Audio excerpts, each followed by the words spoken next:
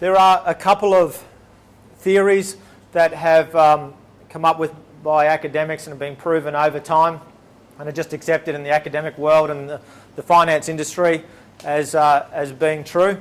One of those is efficient markets, efficient market hypothesis. A guy came up with it in the 70s, and it basically said that markets are efficient. Things are priced exactly where they should be priced with all available information that we have on hand. Now, most of you would be aware that when prices change, and I'm just talking about shares here, when prices change in shares, it's the fund managers that are making the huge transactions. They're transacting billions of dollars a day. They're the ones that move the price. It's not mum and dad, buying $100,000 worth of BHP. That does nothing to the price. It's the big fund managers. Now, there's thousands of analysts that work for fund managers all over the world, and they're making these transactions daily. They have access to all macroeconomic data, political data. They are interviewing CEOs. They're looking at balance sheets of companies.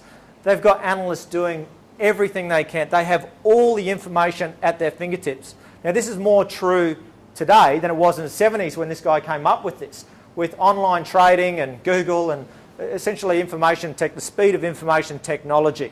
Today, prices change instantaneously. Okay? So if you accept that, then you have to accept that the only thing that changes the price of a share tomorrow is the unknown. That's the only thing that changes the price of a share tomorrow is the unknown. Because if we knew what was going to happen tomorrow, we would factor that into the price today and the price would change instantaneously. Okay? So that's the philosophy behind efficient markets. Things are priced exactly where they should be. So the next time you have a mate come up to you and say, I've got a hot tip for you, you just roll your eyes. Nobody knows. Nobody knows. And you'll see from tonight that my value proposition is not, I know what's going to happen in the markets, I know what investments to get, I know what's going on in Europe and all that sort of stuff. I read the Fin Review every day. Okay?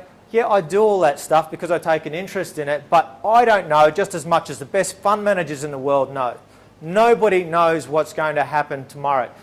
In the GFC, how many thousands of analysts were studying stuff, and of course everybody gets it wrong, okay? Because the only thing that changes it is the unknown, okay? So that's the first principle. The second principle, both of these principles are very important in what I'm going to go through, which is called asset allocation. And it may seem that I'm going on a little bit about this stuff, but it'll all come clear eventually. Are we all comfortable with the fact that risk and return are related? Okay, the higher the risk, the higher the return, and vice versa. We're all good with that? In fact, there's a direct relationship between the two. And that's what this red line is. Okay, the more risk we take, the more return that we should expect. Okay? So, and that's pretty common knowledge. Before I go on, I just wanted to say that when I talk about risk, I talk about it, academics and finance people talk about risk in terms of volatility, how much things move, and that's measured by a thing called standard deviation. Now, when you think about risk, or when the average person on the street thinks about risk, they think about loss, don't they? They recall seeing some poor guy on A Current Affair or Today Tonight. You get those shows down here? Yeah, quality journalism, isn't it? Okay, they see those people and they go, oh, this guy had all his money in, I don't know, ABC Learning or something, and he lost a lot. And that's how you think about it. You think, oh, geez, it's risky. I could lose a lot. That's how the average person thinks about risk. Academics don't think about it in those terms. We just assume that you'd have to be an absolute fool to have everything in one basket. Okay? So we just assume diversification. Now, if you've got 20 different stocks in your portfolio and one of them completely goes bankrupt, that only represents about 5% of your portfolio, doesn't it? Meanwhile, one of the other ones might have done really well. So you can see it's volatility. If you assume that you've got a decent spread, then it's volatility that becomes a measure of risk. Okay? Now, so when I talk about risk, you know I'm talking about volatility. So this guy came up with this theory of the efficiency frontier back in the 50s. Won a Nobel Prize for it, actually. And it was a way to drag this line over to the left. We all want to be here, don't we? We want to have high return for low risk. And there is a way to actually pull that line, that red line, over to the left. That blue line is what they call the efficiency frontier. And we do that by using diversification, but fund managers do it by what they call a correlation analysis. Now, has anyone heard the term correlation? Put your hand up if you heard correlation. So correlation is just essentially how things interact, okay, together. So, and it's measured on a scale of +1 to -1. And I'll give you an example. If you've got two companies that are very much alike, they would be close to a +1 correlated. So if you've got, say, a sunscreen company and a beach ball company, that would be very close to a +1, because when one goes down, the other one goes down, and because they're affected by pretty much the same things. If you had a sunscreen company and an umbrella company, they'd be very close to a -1, a negative correlation, because when one's going down, the other one's going up. So they're doing that. You with me so far? So if I said to you something has a 0 correlation, what does that mean? Any guesses? What does a 0 correlation mean? Yes, they're independent. They don't really have an effect on each other.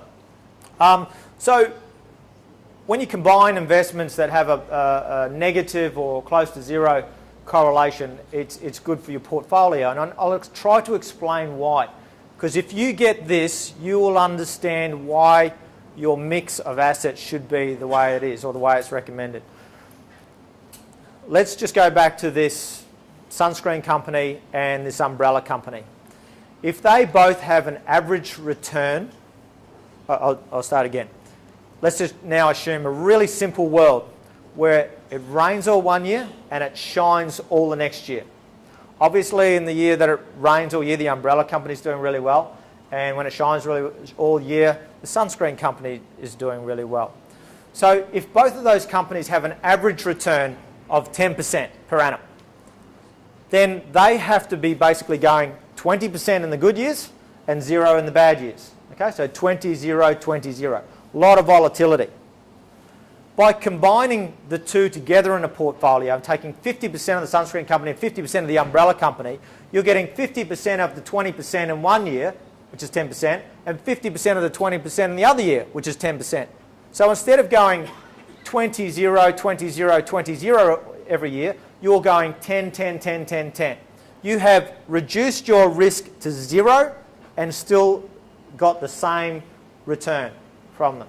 So that's the concept behind diversification and efficient markets. And that's how we can actually pull this thing over to the left-hand side. The fund manager's job is to try and get as close to this efficiency frontier as possible.